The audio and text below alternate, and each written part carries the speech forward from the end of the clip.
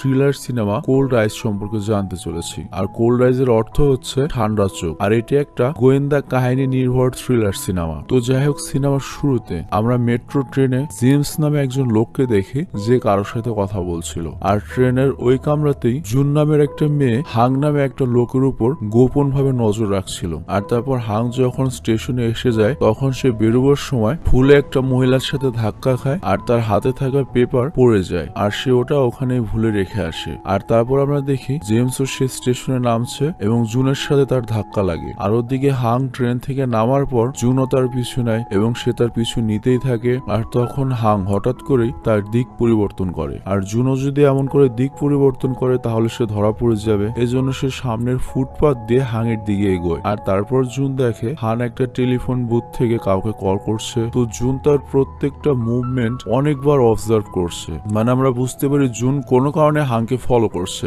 আর সবশেষে আমরা দেখি হাং একটা রেস্টুরেন্টে গিয়ে বসে, আর সেও সেখানে গিয়ে তাকে দূর থেকে অবজার্ভ করতে থাকে। আর অন্যদিকে আমরা সেই জেমসকে দেখি, জেমস একটা বিল্ডিং এর পার্কিং লটে যায়, আর সেখানে সে সূর্যের আলো বাড়ার সাথে সাথে সামনের গাড়িতে একটা বোমা ফিট করে। আর সূর্যের আলো বাড়ার অপেক্ষা করার কারণ হচ্ছে এটাই, যাতে সূর্যের আলো সিসিটিভিতে পড়ে আর সিসিটিভি অতিরিক্ত আলোতে ব্লক হয়ে যায়। এরপর জেমস একটা বিল্ডিং এর ছাদে যায় আর নিচে তার বাকি সাথীদের উপর নজর রাখতে থাকে। অ্যাকচুয়ালি আজকে তাদের ব্যাংক লুট করা প্ল্যান ছিল, আর আমরা বুঝতে পারি জেমস হচ্ছে একটা গ্যাং বা মাফিয়া। তো এরপর জেমসের অর্ডারে বোম ব্লাস্ট হয় অন্য একটা বিল্ডিং এ যেখানে তারা বোম রেখেছিল। তো সবার খেয়াল তখন ওই বিল্ডিং এর আগুনের উপর যায়, আর এই সুযোগে জেমস তার সাথীদের কাজ শুরু করতে বলে। আর আমরা দেখি তারা ব্যাংকের ভেতরে ঢুকে সবার আগে সিসিটিভি ক্যামেরা বন্ধ করে দেয়। আর তাদের হাতে খুবই সীমিত সময় ছিল, সেজন্য ওইটুকু সময়ের মধ্যে তারা যত পারে চুরি করতে থাকে, কারণ খুব শীঘ্রই সেখানে পুলিশ পৌঁছে যাবে। আর আমরা দেখি পুলিশ অলরেডি পৌঁছে যাওয়ার সময় হয়ে গিয়েছে, তাদের পালানোর সময়ও শেষ।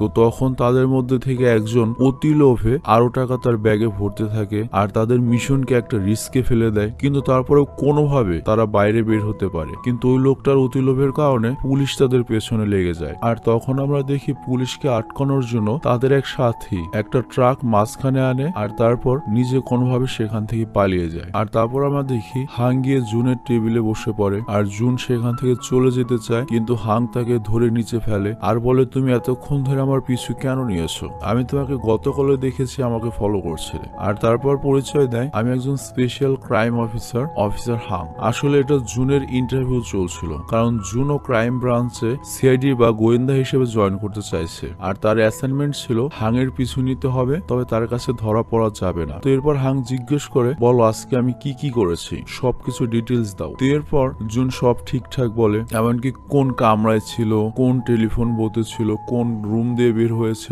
সব বলে। কিন্তু সেখানে সে একটা জিনিস মিস করে। আর তখন হাং জিজ্ঞেস করে, তুমি কি দেখেছিলে আমার হাতে একটা পত্রিকা বা নিউজ পেপার ছিল, সেটা আমি ফেলে এসেছিলাম, তুমি খেয়াল করনি? কিন্তু জুন এর সম্পর্কে কিছু মনে করতে পারে না এবং বলে, আমি ওটা খেয়াল করিনি। তখন হাং তাকে বোঝায়, দেখো আমরা সেসব জিনিসই মনে রাখি যেটা গুরুত্বপূর্ণ মনে করি, আর তুমি নিউজ পেপার কিন্তু অবশ্যই পড়তে দেখেছো, কিন্তু তুমি ওটা জরুরি মনে করনি বলে খেয়াল করনি। কিন্তু ক্রাইম ব্রাঞ্চে আসলে তোমাকে সব কিছু খেয়াল রাখতে হবে। তো এরপর হাং জুনকে আবার সবকিছু মনে করতে বলে এবং জুন অনেকবার মনে করার চেষ্টা করে, কিন্তু তার মনে পড়ে না। আর এরপর অনেকবার তার মেমোরি রিওয়াইন্ড করার পরে সে দেখতে পায় হাংয়ের ওই নিউজ পেপারটি অন্য একজনের হাতে ছিল, আর সে ওটা পড়ছিল। আর তারপর হাংয়ের পেছনেও তাকে দেখা যায়। আর এরপর হাং তাকে বলে, তোমাকে সবকিছু এভাবেই ট্রু ডিটেলসে মনে রাখতে হবে। আর ওদিকে আমরা দেখি সফলভাবে জেমস তার দলবল নিয়ে ব্যাংক লুট করার পর সেই লোকটিকে অনেক মারে যে অতি লোভে তাদের প্ল্যান পায় ভেস্তে দিয়েছিল। আর তারপর বাকিদের বোঝায় তার প্ল্যান অনুযায়ী যদি না চলে তাহলে সেটা কখনোই বরদাস্ত করবে না। তো তারপর জেমস তার বসের কাছে যায়, আর তার কাছ থেকেই সে ছোটবেলা থেকে এসবের ট্রেনিং নিয়েছে, আর জেমসকে দিয়ে সে এসব কাজ করায়। আর অন্যদিকে আমরা দেখি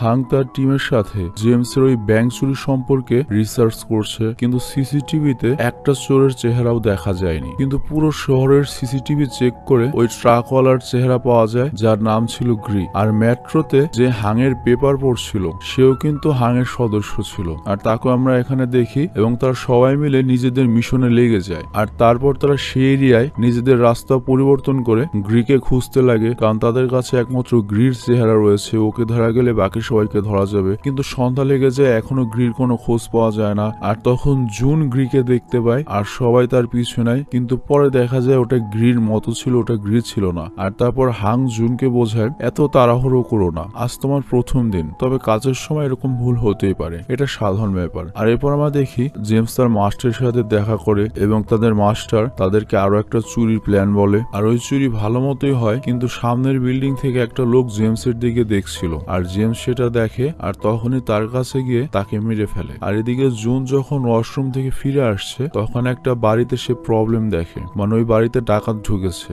আর সে বলে আমি কি গিয়ে ওদের অ্যারেস্ট করব? কিন্তু হাং বলে না, তুমি ওখানে যেতে পারো না, কারণ আমরা হচ্ছে গোয়েন্দা, আমরা কখনোই আমাদের রিভিল করতে পারি না। তুমি যদি ওখানে যাও তাহলে সবাই জেনে যাবে তুমি পুলিশের লোক। কিন্তু তারপর আমরা দেখি সন্ত্রাসীরা প্রায় ওই বাড়ির লোককে মেরেই ফেলবে। তখন জুন বাধ্য হয়ে ওই পরিবারকে সহায়তা করতে চলে যায় আর জুন ওই দুই লোককে অনেক মারে। আর তখনই সেখানে পুলিশও চলে আসে, কিন্তু হাং তাকে সাথে করে নিয়ে যায় এবং তাকে অনেক ধমকায় এবং বলে নেক্সট টাইম আর কখনো এরকম করবে না, কারণ আমাদের চেহারা যদি কোনোভাবে কেউ জেনে যায় তাহলে আমাদের এই অফিসারের চাকরি কিন্তু থাকবে না, আর আমরা কিন্তু এই আন্ডার কভার মিশনে থাকতে পারবো না। তখন জুন প্রশ্ন করে কেউ যদি আমার সামনে খুন হতে থাকে তাহলে কি আমি কিছু করতে পারবো না? আর যদি নাই পারি তাহলে আমাদের অফিসার হয়ে লাভ কি? তখন হাং তাকে সতর্ক করে ছেড়ে দেয়। আর এদিকে জেমস তার বসের কাছে ছিল আর বস তাকে আরো একটা কাজ দেয়, কিন্তু জেমস এবার কাজ করতে চায় না। সে বলে আমি অনেক কাজ করেছি, এবার আমি শান্তিতে জীবন কাটাতে চাই। আর এজন্য সে মাস্টারকে না বলে, কিন্তু মাস্টার বলে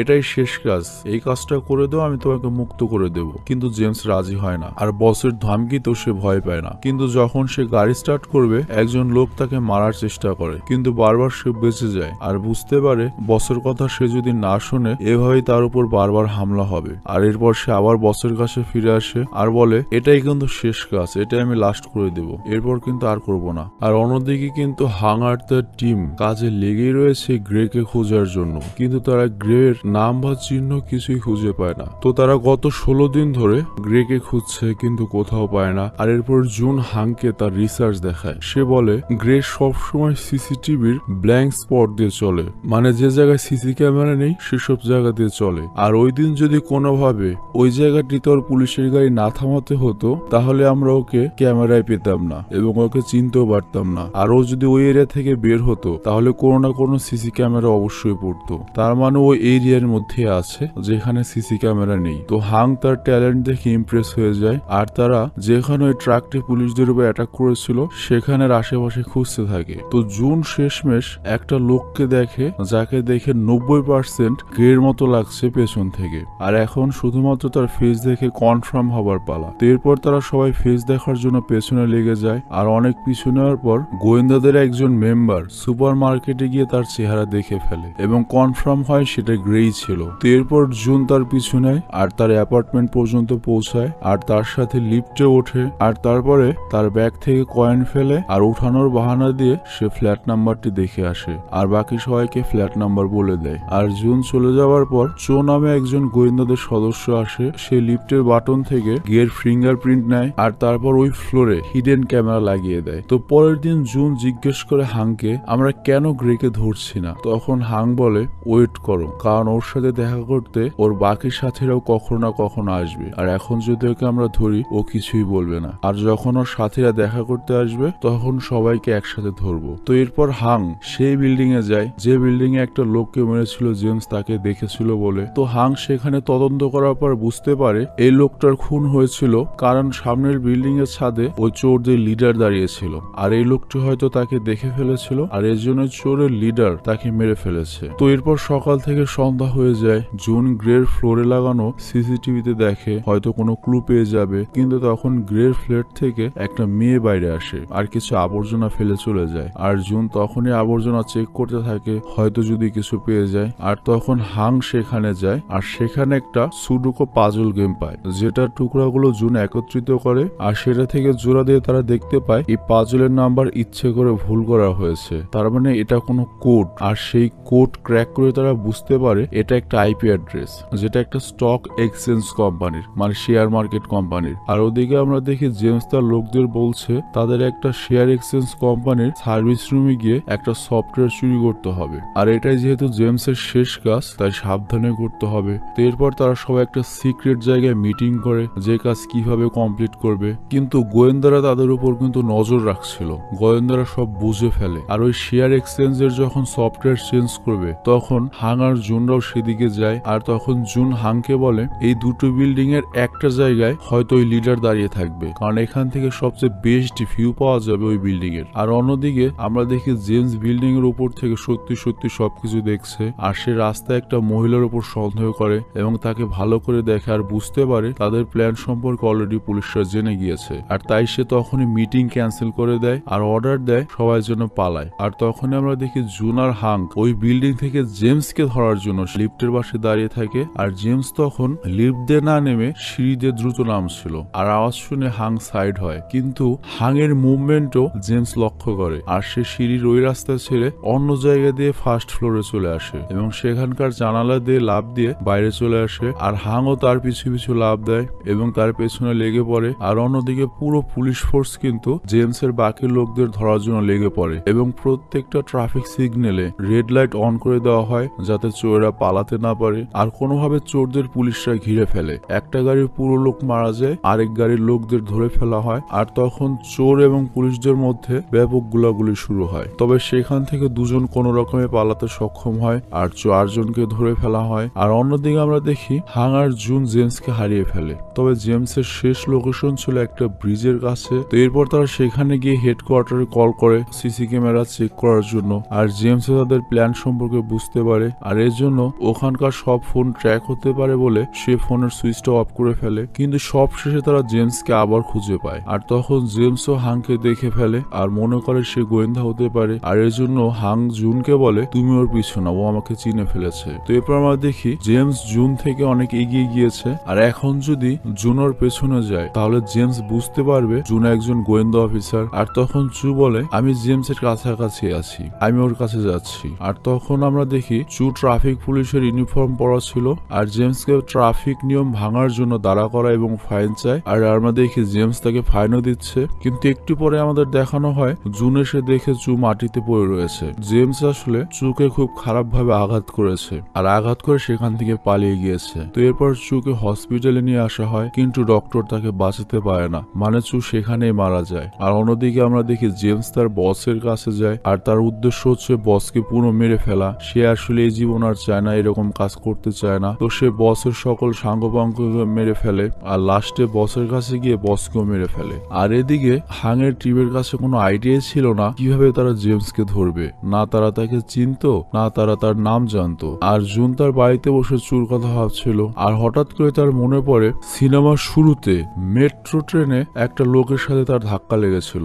আর এটা হচ্ছে সেই দিন যেদিন তার টেস্ট নেওয়া হচ্ছিল আর হাং তাকে পুরনো সবকিছু মনে করতে বলেছিল। তো সেই হিসাবে সে মনে করতে পারে যে জেমসের সাথেই সে ধাক্কা খেয়েছিল। তো সেই হিসেবে সে জেমসের ইমেজ তার মাথায় সৃষ্টি করতে পারে। আর এরপর তার মনে পড়ে ওই লোকটা একটা স্টোরে দাঁড়িয়েছিল। আর তারপর জুন তার সেই সময় স্মৃতি আরো মনে করার চেষ্টা করে এবং তার মনে পড়ে ওই কালো স্যুট পরা জেমস নামের লোকটি একটা কফি শপে বসেছিল। আর যে কফি শপে বসেছিল সেই কফি শপের কথা তার মনে পড়ে যায়। আর তারপর সে ওই কফি শপে যায় আর জেমসকে দেখে ফেলে আর হাংকে মেসেজ করে বলে চোরের লিডারকে আমি পেয়ে গিয়েছি। আর হাংও তার পিছনে সেইখানে পৌঁছায়। আর আমরা সেখানে দেখি জেমস একটা নতুন পাসপোর্ট আর বন্দুক নেয় তার এক সাথীর কাছ থেকে, হয়তো সে এখন এই দেশ ছাড়তে চাইছে। তো জুন সেখানে বসে কিন্তু তার উপর নজর রাখছিল, কিন্তু তখনই জেমস তার পাশে এসে বসে এবং বলে তুমি কি আমার পিছু নিয়েছো? জুন তখনই হাংকে মেসেজ করে বলে আমি হয়তো ধরা পড়ে গিয়েছি, কিন্তু সে কোনোভাবে জেমসের কথা ইগনোর করার চেষ্টা করে। আর তখন হাংও সেখানে পৌঁছে যায় আর জেমস হাংকে দেখেই বুঝে ফেলে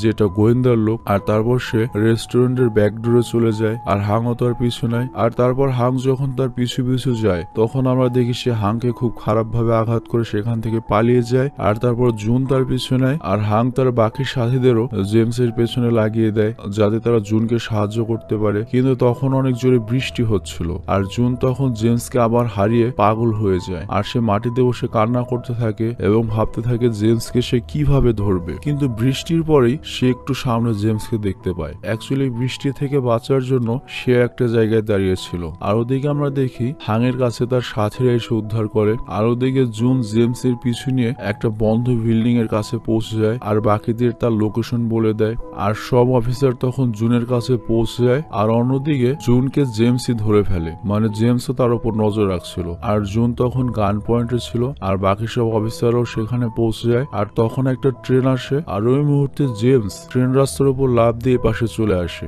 আর তারপর পালাতে থাকে। আর ট্রেন যাওয়ার পরেই অফিসাররা তার পেছনে লেগে যায় আর বাইরে তাদের জন্য হাং অপেক্ষা করছিল। যদিও এইসব অফিসারদের পিস্তল দিয়ে শুট করার বা কাউকে মেরে ফেলার অধিকার নেই, কিন্তু জেমসের জন্য তাদেরকে স্পেশালি অ্যালাউ করে দেওয়া হয়েছে কারণ সে অলরেডি অনেককে মেরেছে। তো এই জন্য এট লাস্টে জেমসকে শুট করে আর জুন সবাইকে বলে এট লাস্ট চোরদের লিডারকে আমরা শেষ করতে পেরেছি। তো জুনের সাহসিকতা দেখে হাং তাকে প্রমোশন করায় আর এটা শুনে জুন অনেক খুশি হয়। কিন্তু পরের দৃশ্যে আমরা দেখি জুন তার ইউনিফর্ম পরে বাকি সব অফিসারদের সাথে চোর শেষকৃত অনুষ্ঠানে যায় এবং তাকে শেষবারের মতো রেসপেক্ট জানায়। আর শেষ দৃশ্যে আমরা দেখি জুন জেমসের বাকি সব সদস্য এবং ক্লায়েন্ট সম্পর্কেও জেনে ফেলেছে, মানে যাদের সাথে মিলে এই কাজ করত। তো এখন জুন টিমের লিডার এবং সে তার টিম নিয়ে জেমসের বাকি সদস্যদের ধরার জন্য নেমে পড়েছে। আর এখানেই সিনেমাটি শেষ হয়। তো যাই হোক, এই ছিল সিনেমাটি। আর এখানে আরেকটা বিষয় উল্লেখ্য, সিনেমা এক্সপ্লেন এমন টাইপ চ্যানেল, এগুলোর কোনো গ্যারান্টি নেই। যে কোনো সময় যে কোনো সিনেমা কোম্পানি স্ট্রাইক দিয়ে চ্যানেল উড়িয়ে দিতে পারে। তো এর জন্য এই চ্যানেলটা আমাদের ক্রিয়েট করা। তো আপনাদের কাছে অনুরোধ থাকবে যারা এই ভিডিওটি দেখলেন তারা অবশ্যই চ্যানেলটি সাবস্ক্রাইব করে রাখবেন, যাতে একটা চ্যানেল মার খেলে আমরা অন্তত আরেকটা জায়গায় থাকতে পারি। তো যাই হোক, ভালো থাকুন।